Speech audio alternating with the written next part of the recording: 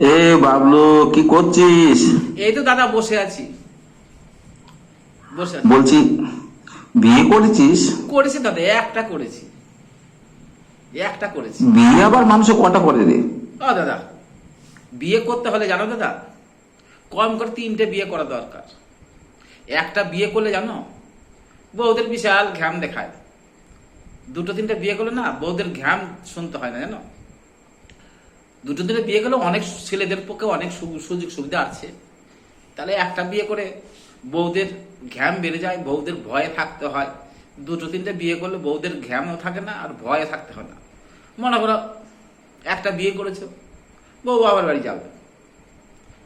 বউ বাবার বাড়ি গেলে তোমাকে হাত পেতে রান্না করে খেতে হবে। দুটো যদি বিয়ে করো, একটা বাবার বাড়িতে গেল, একটা থাকলো, তোমাকে রান্না করে সেবা যত্ন করলো। আর একটা করলে তোমাকে হাত পেতে রান্না করে খেতে হবে। তারপর তুমি মনে করো একটু বাংলা টাংলা খেলে, ইংলিশ টিংলিশ খেলে তোমাকে ভয় ভয়ে ঘর ঢুকতে হবে।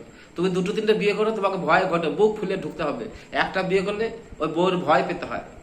একটা বিয়ে করলে বউকে ভয় থাকতে হয়, ভয় রাখতে হয়। সেই জন্য প্রতিটা ছেলেকে বলি, বিয়ে করলে দুটো কম করে দুটো করবে। 2-3টে 4টে করতে পারো, অসুবিধা নাই। দুটো তো করবেই অবশ্যই। কেন? তাছাড়া মেয়েদের একটা বিয়ে করলে মেয়েদের ঘ্যাম থাকে। সেই জন্য আমি বলি, বিয়ে করলে 2-3টেই করো।